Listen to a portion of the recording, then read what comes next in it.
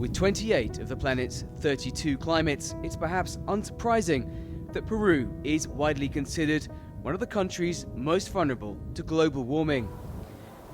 What's more, its demographic spread, or where people live, seems to defy logic. The majority of its 31 million inhabitants live on its arid coast, which has just 2% of the country's water supply. But 600 kilometers north of its seaside capital, Lima, the CctvamericaTvnews irrigation project has defied nature. This feat of modern engineering has turned more than 100,000 hectares of desert into farmland. As the Santa River flows from the mountains, the project channels it into a network of canals, irrigating a cornucopia of crops on this desert plain. It also generates hydroelectric power for 50,000 people and supplies drinking water to around 700,000 in Peru's third largest city, Trujillo. This massive irrigation project has brought new life to the desert. Asparagus blooms here now, and blueberries grow out of the sand. But as part of the water supply comes from melting ice caps, the question is, how long can the bonanza last? Grapes and passion fruit, asparagus and blueberries. Peru exported more than $1 billion of fruit and vegetables to the US last year. Europe is also a major market, and Peruvian agri-exports are expanding to China, where blueberries and avocados have become popular novelties. In business terms, Peru is ideally located to supply off-season demand for fresh produce during winter in the Northern Hemisphere. Small farmers in the Chao and Viru valleys also benefit from the water windfall, but local leader Guillermo Vilcheres says he's worried about the future. En el caso del río Santa también tenemos el estrés hídrico que ya también año a año lo venimos viviendo, ¿no? ¿Y se sabe por qué? Bueno, los deslizamientos ya prácticamente los glaciales ya no están como antes. En la población sabemos que día a día va creciendo y se va a necesitar más agua, ¿no? Y creo que también se está preparando para eso. Drip by drip, glaciers in Peru's Cordillera Blanca, or White Mountain Range, are melting away. They've already lost 35% of their mass in an accelerated thaw over the last 40 years.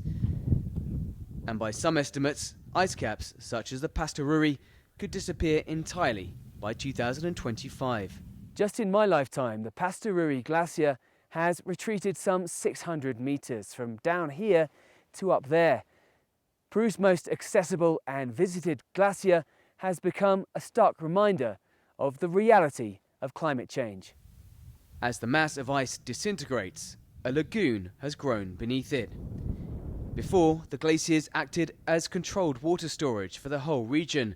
Alejo Cochachin of Peru's glaciology agency told us. Está retrocediendo de una forma muy rápida estos glaciares, y el cual está generando la formación de lagunas, como podemos observar en Pastoruri, una laguna que se ha desarrollado por efectos de retroceso. Hemos identificado un total de 860 lagunas que se han formado por retroceso glaciar.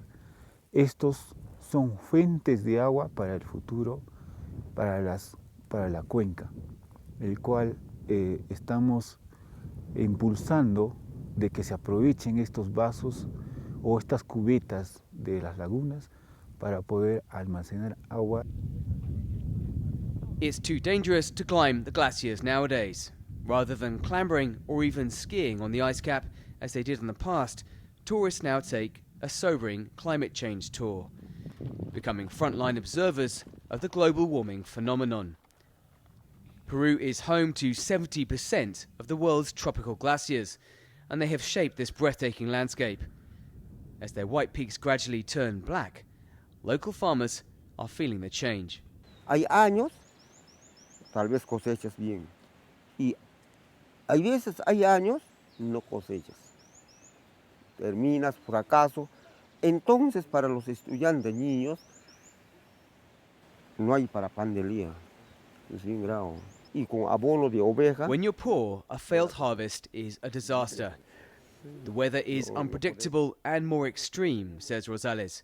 Heavy rains, frosts, droughts, often out of season. The potatoes he stored months ago to sow later this year now crumble in his hands. They're riddled with caterpillars from moths which never before reached this high up the mountain. Less than half a degree centigrade of warming means an invasion of new pests on farmland where pesticide has never had to be used. Meanwhile, the nagging worry that keeps him up at night: will there be enough water? To find out, we made our way up the rocky road to Lake Palcacocha, which supplies water to the main city in the region, Huaraz. The people see the lake both as a resource and a threat. It's the main water supply for the city of more than 150,000 inhabitants, but its location gives it the potential to be hugely destructive. This lake has quadrupled in size in the last 15 years due to the two glaciers which are melting behind it. The immediate concern is that a chunk of ice could break away and fall into the lake, causing it to overflow, which in turn could cause a massive landslide to flow down the mountain, reaching the town of Huaraz below, with potentially disastrous consequences. For now, the lake is safe. Perched on a bluff above it, Calef de la Cruz stands guard and radios a status report to his base every 2 hours. Nivel de agua, 99.4. It's a lonely visual, but until a full early warning system is installed, De la Cruz is all that stands between the lake and the 50,000 people living in the flood hazard zone. They would have time to escape, Cesar Flores, the man ultimately in charge of their safety, told us. El tiempo que se está estimando ahora por los estudios que se han realizado, cómo está en estos momentos Palcacocha, es 30 minutos. Tiempo más que suficiente para evacuar. Tiempo que se evacúan todas las partes costeras como consecuencia de un tsunami. Pero en el caso de Palcacocha existen condiciones de ese tiempo aumentarlo con bastante tranquilidad, colocando disipadores de energía, diques descontinuados que vayan asegurando principalmente sedimentos y ganando tiempo. But so far, none of the flood mitigation infrastructure he mentions is in place. For now, these black tubes pump out water to reduce the lake's level.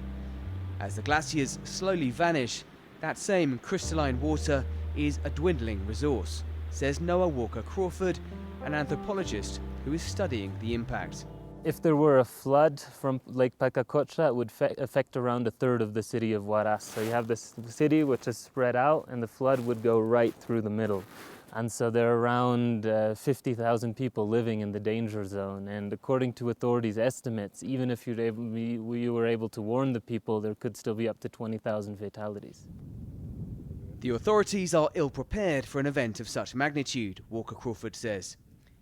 But beyond the immediate threat caused by glacial melt, there are longer-term implications for the people living around the glaciers, he explains. As glaciers recede, those who are most vulnerable are the small-scale farmers who lack infrastructure, while down at the coast you have large-scale agricultural production for whom this is often a windfall, because as the glaciers melt, they might even have increasing amounts of water, and they have the money to put the infrastructure in place to use that water. Nearly 2,000 people were killed in 1941 when the lake broke its dam for the first time. Since then, the city's population has swollen by 15 times. Yet the connection with Mother Earth remains strong for these people of the mountains. Among them, a farmer and mountain guide, Saul Luya, who's filed a lawsuit against the German electrodomestic firm RWE for its role, albeit fractional, in causing global warming. Backed by NGO German Watch, Luya, whose home is in the flood path, says the company should help pay to make Lake Palcacocha safe again.